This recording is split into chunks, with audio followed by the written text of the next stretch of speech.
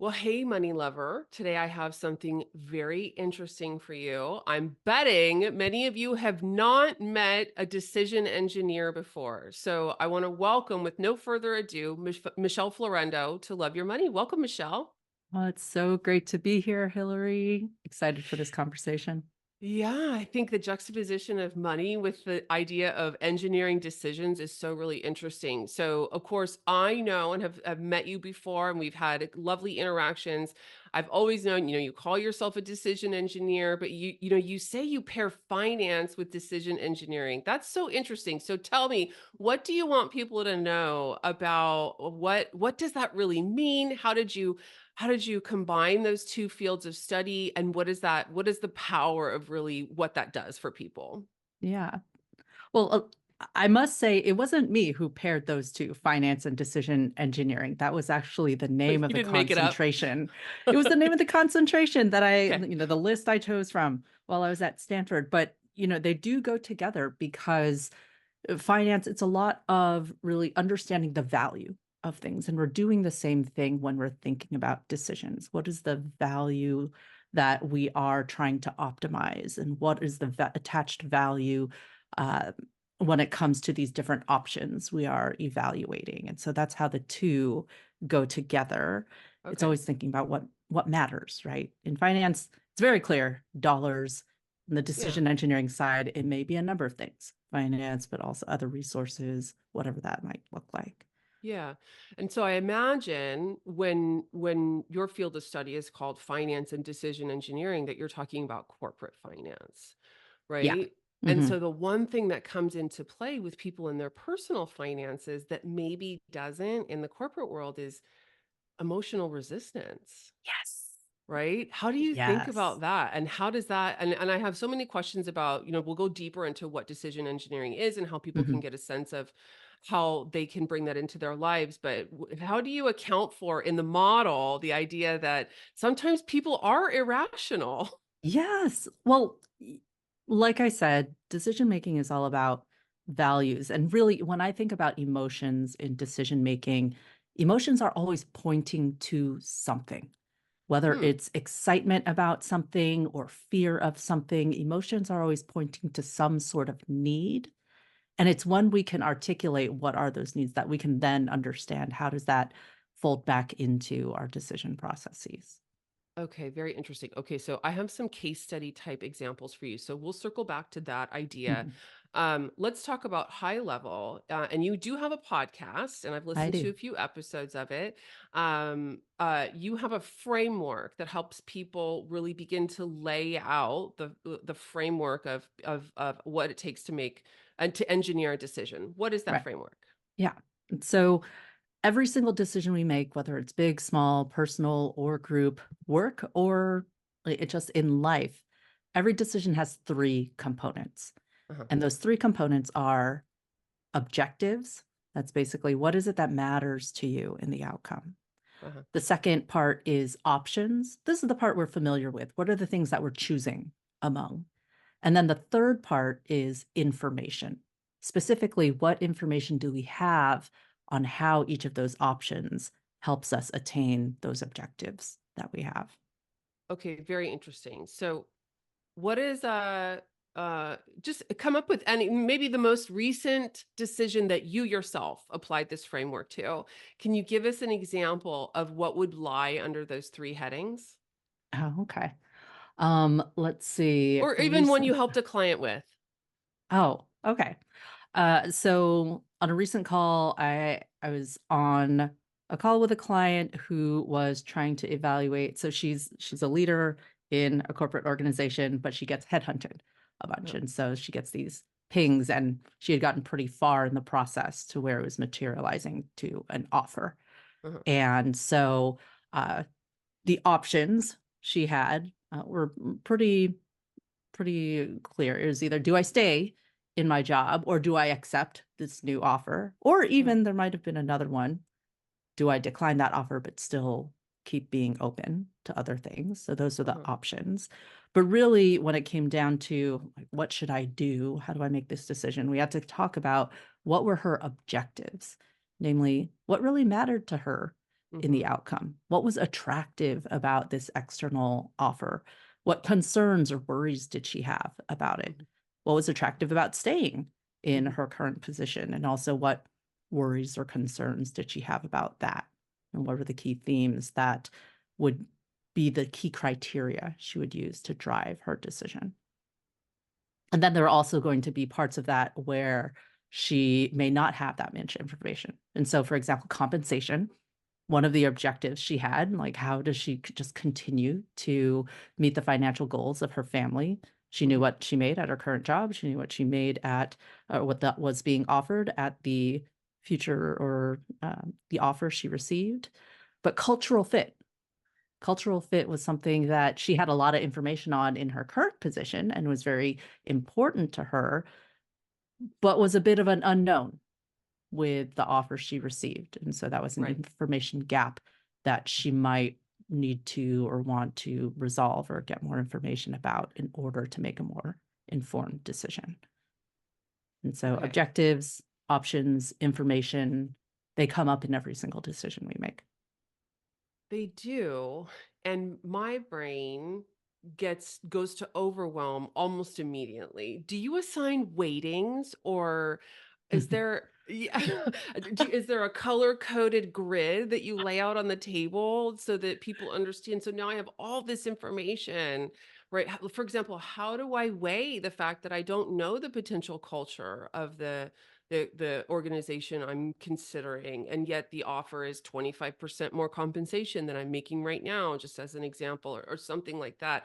What do you Yeah. then do with that? Or is it, do you just sit with it on the whiteboard for hours and hours until your brain resolves it? Well, so one thing you asked me was, do you weight things? Do you color code things? I do have some clients who do that. And so I Uh-huh. talk about those three components again: objectives, information, options. Because once you have a sense of what your options are and what your objectives are, you can throw them into a decision matrix. Uh-huh. Some of my clients will do that in Excel with weights and conditional formatting with colors because they love that. Okay. And I'm like, more power to you. For other people, that's too overwhelming. But I think Uh-huh. the important part is to just have a place where you can see it on paper so that you can start tuning into how do you feel about it. So, kind of working with the slow thinking part of your brain and pairing it with the fast thinking to understand where are the major places of tension, because Mm. then you can kind of focus on those areas and see where are the parts that may not make as much of a difference to you. But really, it's all about, or a lot of my work is making the implicit explicit. So taking the overwhelm that may be Hmm. happening just in our heads and externalizing it on paper so that it's easier to look at and kind of notice the nuances of. Well, if it's okay for me to ask something about you, I Mhm. mean, you went to Stanford. And there are a lot of people, I'm sure, in your class who came out of the gates and are pursuing a 10 or $100 million exit, right?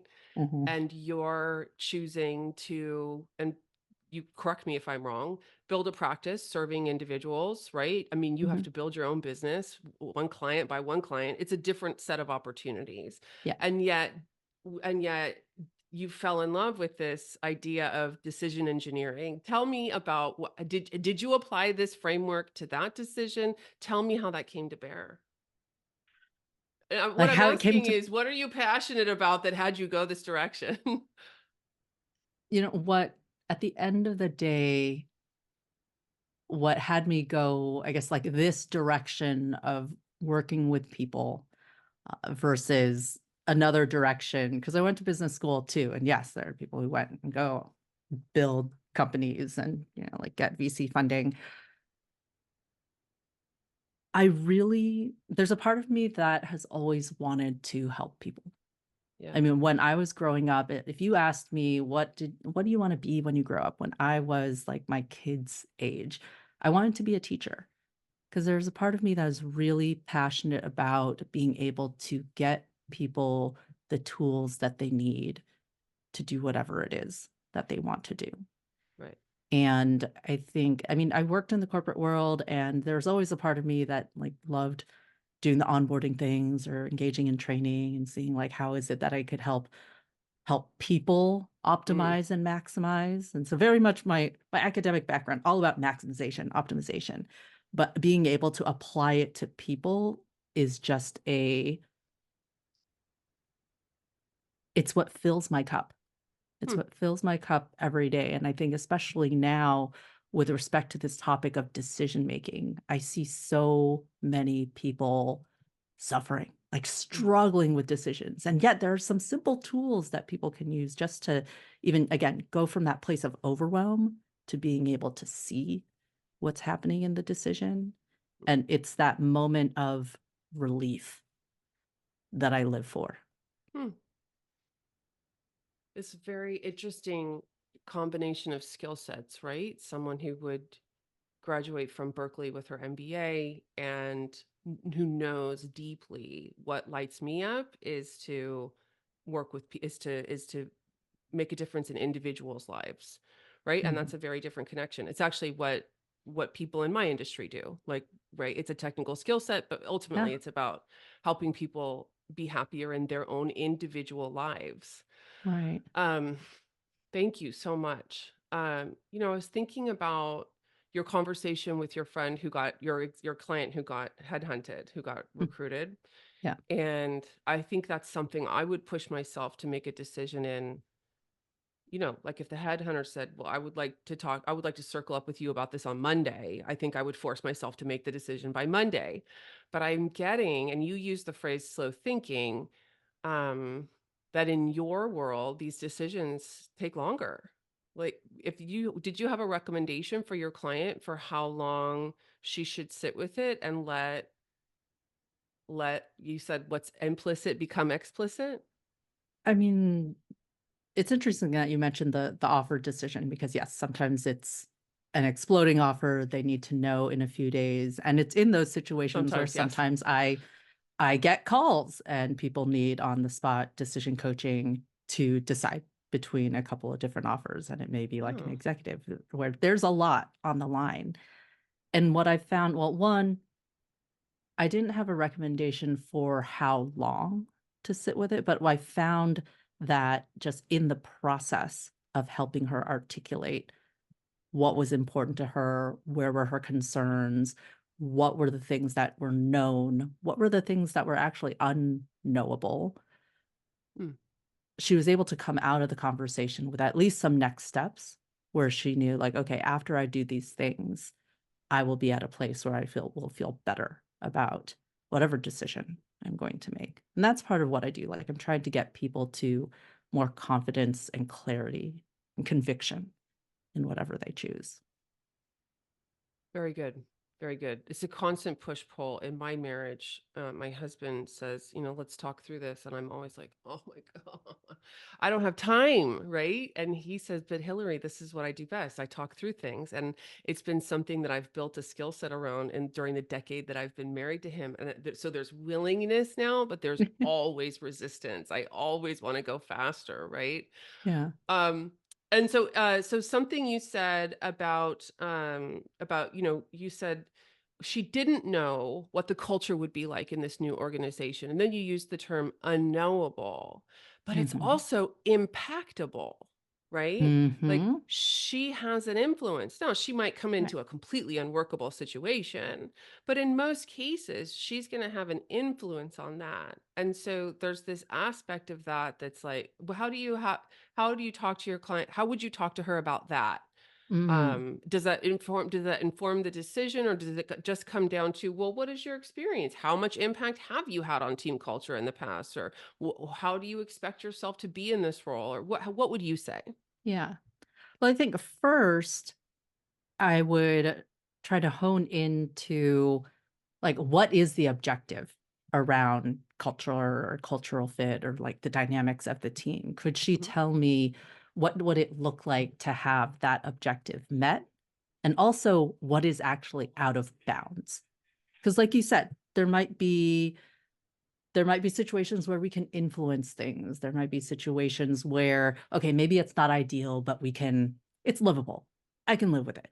Mhm. And then there might be situations that are like far out of bounds where we know like this is not a place where I'd want to be. So I often ask people to do that with whatever objectives they have to be able to articulate what does it look like when that objective is met, kind of Mhm. like when finance, like compensation type of stuff. Usually it's not a number. It's usually like, oh, I want to be able to pay for this, and this.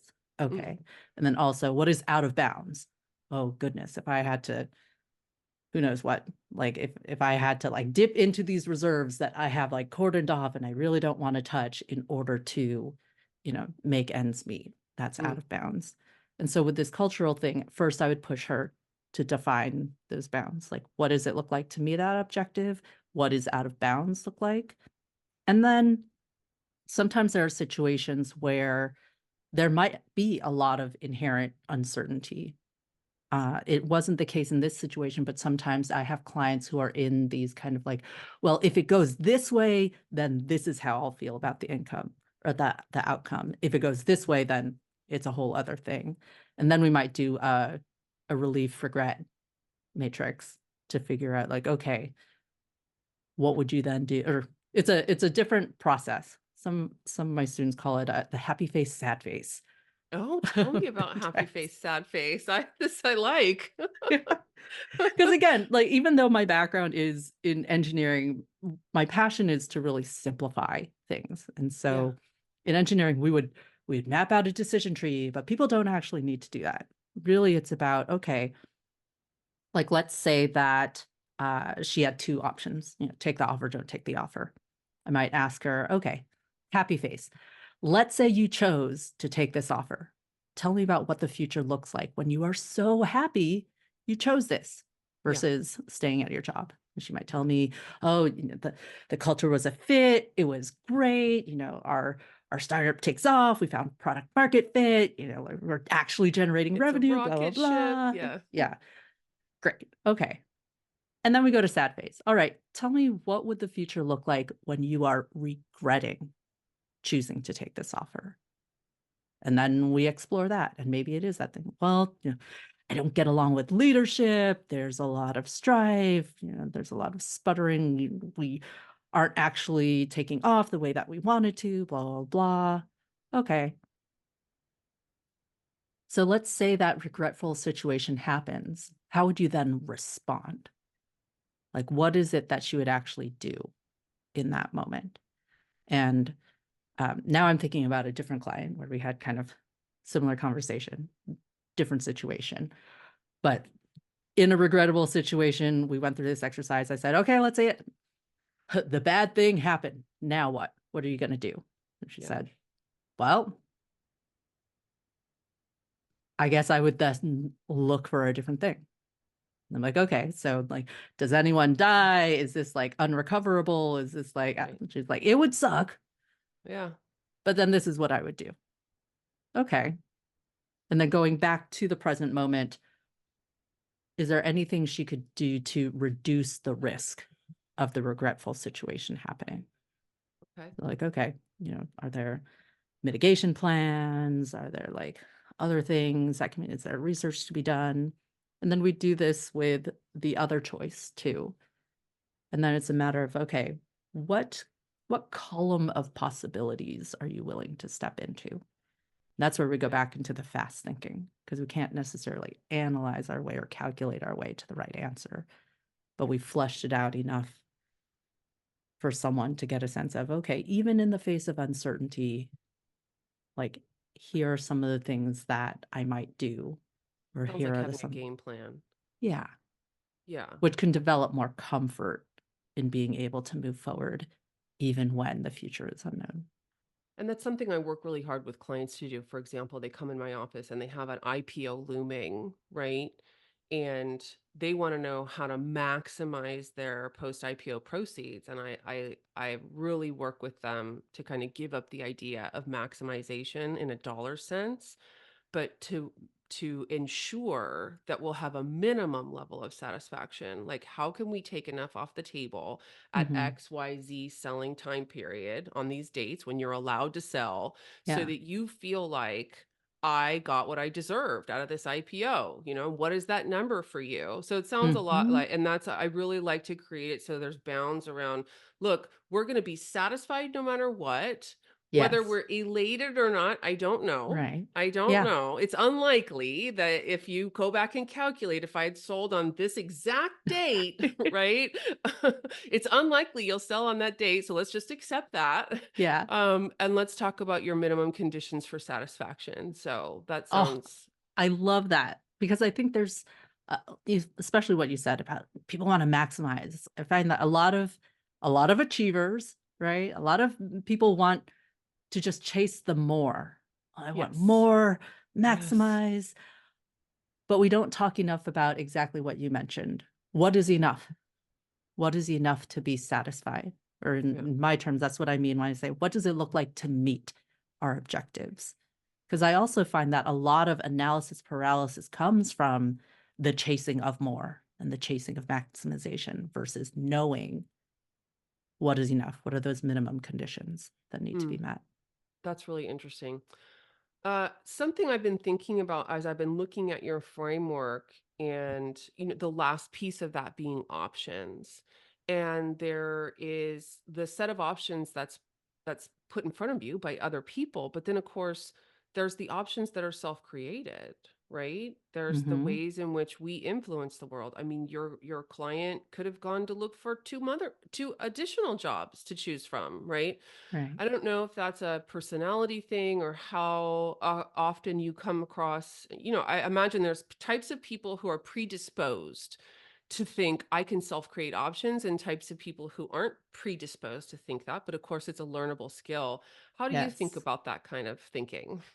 I mean, I think that one of the biggest improvements we can make in our decisions when it comes to the options piece is to go beyond the obvious, go beyond the ones that were just given to us to explore what Mm, might be other creative options here.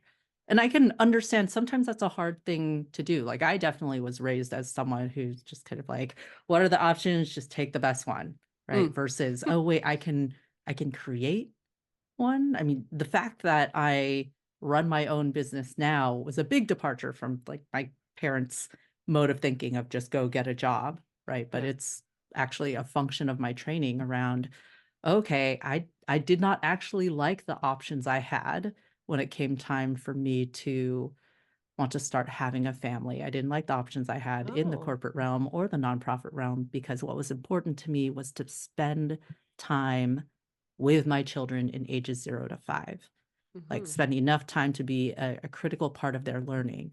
And I mm-hmm, also still wanted to work. And this was pre-pandemic, pre all that, all the remote and hybrid working. I didn't like the options that I saw. And so I thought, well, what are the options I can create for myself? So I love that you mentioned it's a learnable skill. And also, yes, sometimes we are not naturally predisposed towards that. But I find that a great switch in thinking because I'm a risk averse person, by the way. And so I am always thinking about like, well, can't do this because, can't do this because of whatever risk. I found once I switched from can't because to can if, like mm-hmm, I could do that if I have these conditions in place. mm-hmm. It unlocked a whole lot of options for me. Yes. Right. Like, what would it take? What would that look like? Yeah. Um, Very good. Okay. By the way, this is a surprise question, but is there another example of a client you were working with who came up with a self-created option that listeners might learn from? Anything top of mind? Oh, let me think. I think a lot of the because again, I work as an executive coach, and oftentimes people are just trying to figure out how to work within the constraints they have, and also just like like you said, maximize their impact, maximize like all these different Ugh, things. those And corporate things. Yes. I think one of the things that I really admired one of my clients for doing was to create a season for herself where she could focus on taking care of her parents. Mhm. And it was one of those things, it dovetailed with the work we were doing because we were working a lot with like, okay, how is it that she could lead at a higher level and continue to just push down responsibilities, namely decision-making responsibilities? Like, how is it that she could set up a time where people weren't always paying her and she could have dedicated time? And I think for her, I like, would pay her for the answer to that question. but it's one of those things where she's just like, do I, um, like, is this one of those things where, like, I just need to get out of this level of leadership? Like, I'm not gonna be able to take care of my aging parents if I continue to have this much responsibility. Yeah. And we were reflecting on some of the lessons that she had learned when she had had children and about seasons.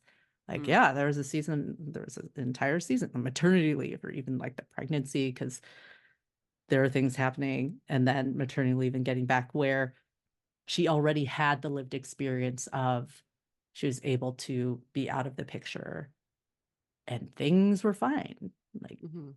nothing like completely broke, no one died. And so she was thinking about, I mean, maternity leave is a lot more uh accepted and probably more common than the idea of like elder care leave. It is. But she took that learning to think about like, "Oh, okay, at this pivotal time in my parents' life where their abilities are rapidly changing, what would it look like to create just like a season where I am focused on that, and what would have to be true?" Again, that like can if, Mhm. in order for me to make that happen Mm. versus just Well, the, "Well, I can't do it because I have all these responsibilities, everyone's relying on me, da da da da." right. The, Yeah. zero-sum game of time allocation. I don't know if it ever feels great or ever ends.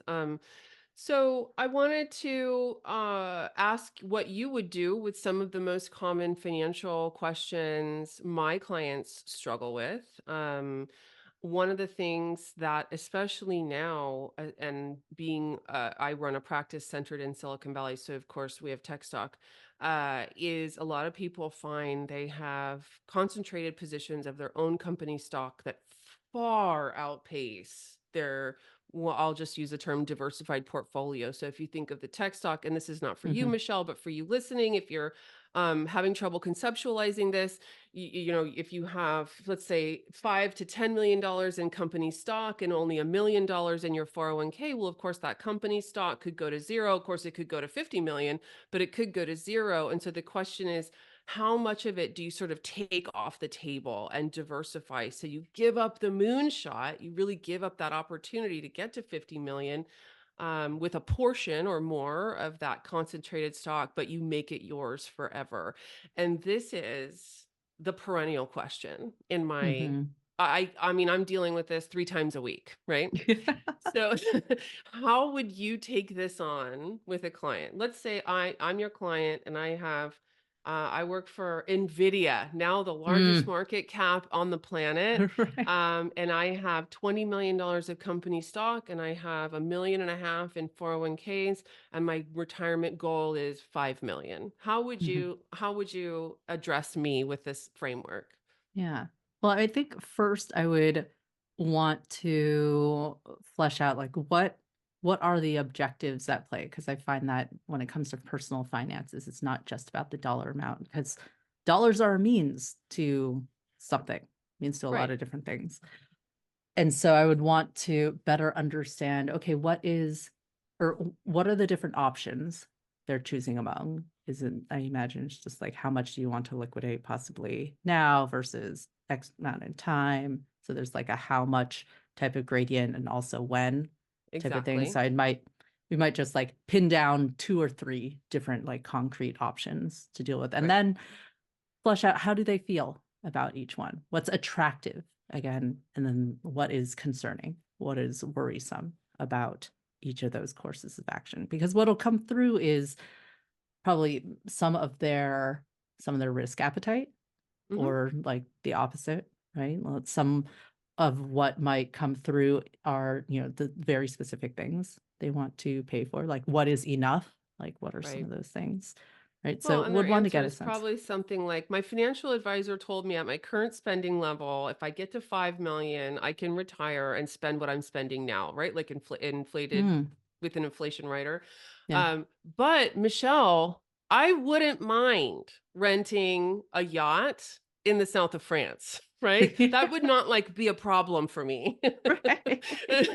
And if I get to 50 million, that's a likelihood. Like I could Yeah. 10x my lifestyle, right? Right. And so I do think, I mean, you said the word risk appetite. And I think for those of you listening, it's worth actually thinking about that term because most people are sort of anti risk as a knee jerk, right? Yeah, some people are I wear kind my of like seatbelt. I'm risk anti-risk. minimizing or like downside minimizing versus upside maximizing. Right, Find that those are exactly. very two different personalities. Right. And actually speaking of those personalities and this type of situation, I would very likely run them through the relief regret analysis again, because like Okay. I would want to understand because it helps me understand like what are the bounds. Like, okay, let's say we didn't liquidate any of it now. We kept it all there because like the idea of 50 million is wonderful. Great. That's the happy face scenario. And then what is the sad face scenario? Like what does the future look like where you regret keeping it all there Right. versus setting some aside? And that will be telling because some people may say, I mean, I don't know if I would regret it because like at least like I knew I I tried. went for it. I went for it. And that, Mhm. that might be inherent in, what's true for that person. There might be other people who are just kind of like, actually, I would regret not pulling some of that money out if XYZ happened. And that's also telling, right? And so I'd tap into because I find as much as emotions are sometimes demonized in decision making, especially among cognitive types who like thinking through things, rational, logical, they can be very telling when it comes to pointing toward our needs. Mhm. And so I would run them, I'd be interested to see what would come out of the line of questioning in like that relief regret. And Mhm. also again, if because sometimes there are situations where they cannot think of a future where they would regret doing this, or they cannot think of a future where they would be relieved that they would choose that. But unless and until we actually think about those futures, that doesn't come up in the Yeah. conversation. Uh, Do you think, and I'm thinking about questions like, some of the questions we get most often, how much money should I keep in cash versus investing it in the market, right? Do you think that, and maybe I'm being too rote based on my own muscle memory, right? Like having answered that question 10 bazillion times over the last 25 years, that I think there is an answer. Um, do you think there's a category of questions that it's maybe unnecessary to apply the decision engineer framework to, or do you not? Do you think I'm just being overconfident? I mean, I think like when you say, is there a certain amount of money that I should keep in cash? I imagine that there are certain calculations you can run based Mhm. on like what is the lifestyle that they live, what are the things they Right. need to pay for, what is like the potential for risk of kind of like unexpected blah blah blah. And so I do think, especially because you deal in the world of money and that is so quantifiable, Hmm. there are certain things that I bet you can just like run the numbers on. Yeah. But I think there are other ones where like when it has to do with like risk appetites, especially things where we cannot calculate our way forward. I find these frameworks and these structures are useful to give something to or, like give people something to hang their hat on, to know that they're approaching some of these decisions with rigor. Because otherwise it can feel very amorphous and or overwhelming because there's so Mm. much going So on. at least there's hindsight confidence about the decision that was made, like it was The based on process. something. Yes. because that gets to the That's whole that when we can rely on process, that helps us get out of resulting bias, which I think is something that you're familiar with, I where am, and I do we want you to think that talk about that. Tell yeah. me about resulting. So resulting is a term that was coined by Annie Duke, who wonderful person in the decision science space. She wrote the book Thinking in Bets. Her latest book is Quit. And it's all about how sometimes people think that the quality of their decision, so basically whether their decision was bad or good, is purely governed by the quality of the outcome. Meaning, if the outcome was good, I made a good decision. If the outcome was bad, I made a bad decision. Mhm. That's a myth, though, because actually the quality of the outcome is determined by more than just our decision. It's determined by often a whole lot of other things that may be completely out of our control. Mhm. But the only part that we can actually control is our decision making. And so it's useful to focus on the quality of the process so that, yes, even if you are just unlucky, you can look back and not, like beat yourself up for just being unlucky. You can look back and say, well, I made the best decision I could with the information I had. And I Right. know I did because I can point to the process that I used. Right. I'll give you two examples of that because they're meaningful. A client of mine went through an IPO, and I convinced him to liquidate to diversify most of his stock. And then the company stock went up about 300%, right? So he missed out on that growth.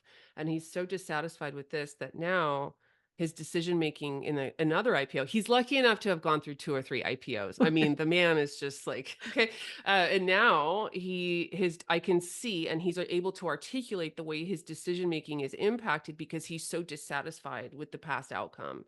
And so Mm, that's an example of resulting, right? He made the right decision from a statistical standpoint because we don't know what's going to happen with mhm. IPO money or IPO stock, post IPO stock, and it is just as likely to go up as it is to go down. And he needed to take some money off the table, but he suffers from having made that decision because he can see what his former colleagues are worth now. Yeah. Um, Hindsight another bias. It's really hard. Really Yeah, hard. it's brutal. I tell my clients, you have to just let hindsight regret go. You just can't do that to yourself. You can't keep track of your old Tesla, Nvidia, Apple portfolio next to your S&P 500 index fund portfolio. And then the other thing is, my husband and I were given the opportunity to go do a friends and family round with an IPO company. I don't know why I'm talking about IPOs so much in this conversation. Probably haven't talked this much about IPOs in 2024 combined. Um, Right. and but we taught my husband and I talked about how much to allocate to that IPO, and of course there was that greedy part of us that wanted to put in $100,000. And we looked at each other and said, how much, if we lost it all, would not hurt, right? Mhm. Right. Much It's how much are we willing to lose because we could lose? And yeah. so we decided on something less than 10 grand, and we did lose it. We Mm, lost it, yeah. right? So, but at least it was like, well, that sucks, but Yeah. cool. Let's But go you out to fleshed dinner. out both the happy face and the sad face so that you Right. could make a more balanced decision. Yeah. And so we're glad Yeah. we did it, and glad we didn't allocate more.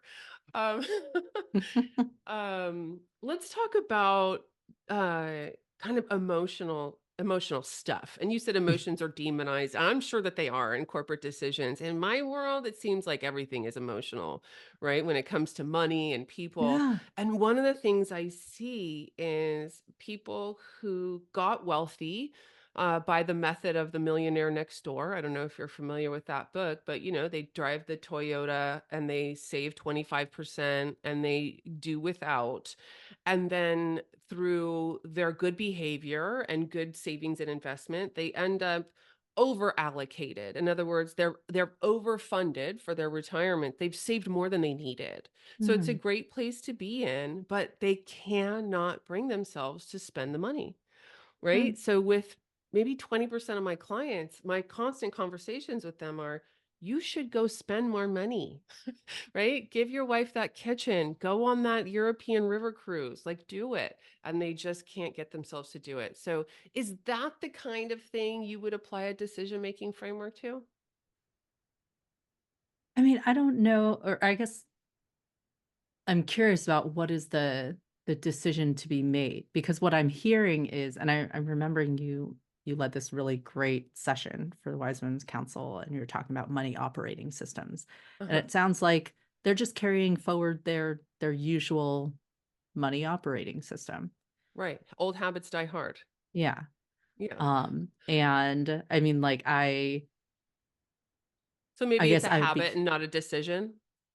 it seems like it's habitual, but I guess like my question to them would be, at this point in time, what is meaningful for them? What is Mm, meaningful and what matters?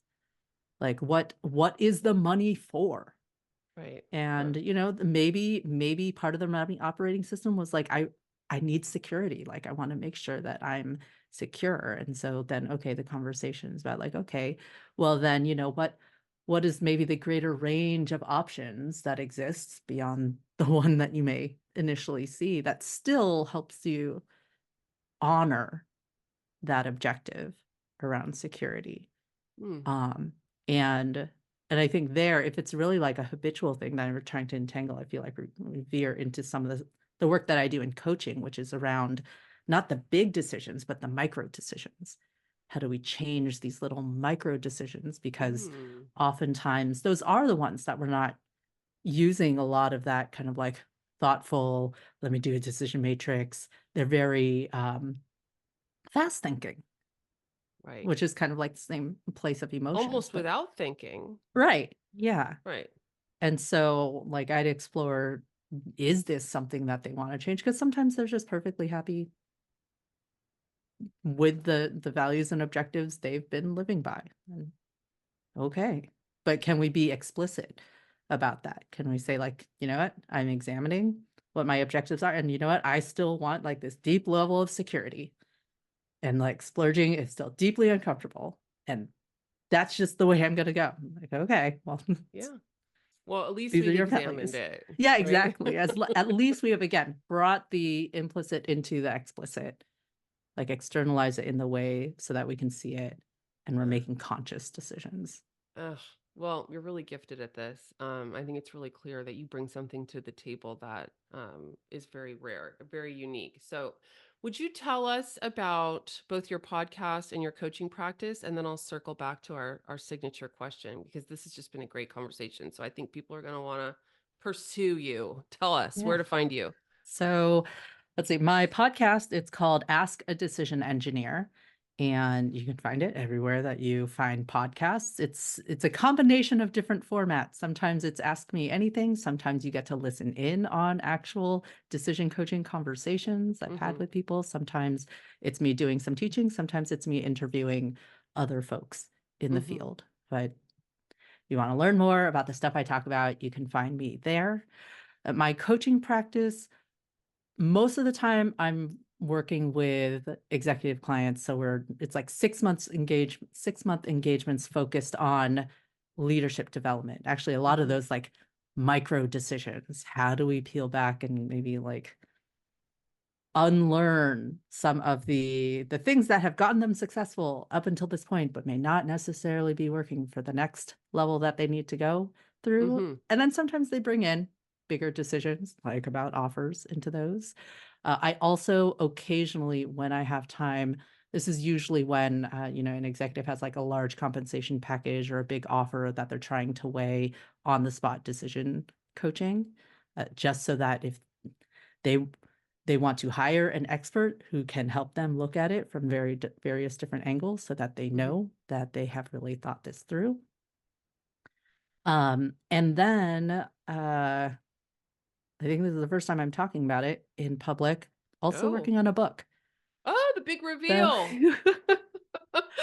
and so if folks want to follow that journey, they can follow me on LinkedIn, or they can, if you're interested in some of these tools, I think there's a link that will be included somewhere where you can download the decision inventory exercise, and then where I also send you a little bit of a mini email masterclass on these various concepts that I've been talking about today. Yay. Okay, if they want to go right to coaching, what's your web address?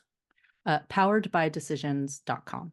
poweredbydecisions.com. And then in the show notes for today's episode, we're going to include your decision inventory. Anything real quick you want to say about that so they know what they're looking for? Uh, yes, if you are the person who gets really overwhelmed by all of the things that need to be considered in some big decision, the decision inventory exercise is a great place to start. Lovely. Okay, amazing. Thank you so much for this conversation. And I'm just going to ask you to turn the lens on yourself just a little bit. Michelle, if your money were writing you a love note, what would it be thanking you or loving on you for? I think it would be loving on me for being in partnership with it.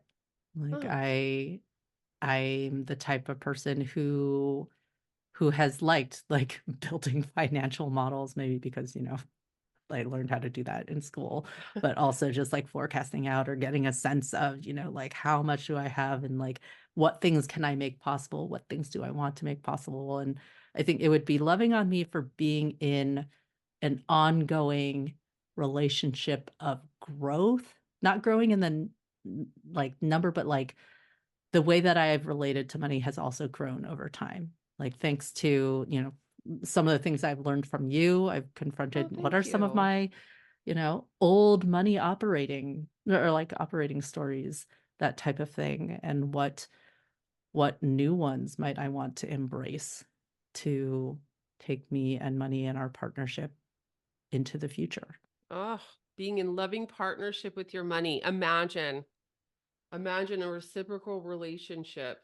Mhm. Oh, oh, And mm-mm. one that I'm continuing to work on. It's not, I mean, like, it's been all right from the beginning, but there's also been some bumpy spots, and then we've had to, examine ourselves. How am I showing up? Kind of like real I mean, isn't that relationships. how you all lessons are learned, right? It's like, I Yeah. think this is working. Oh, the universe is saying it's not working. We'll do something different.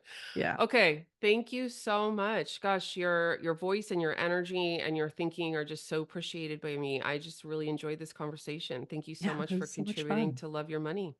Yes.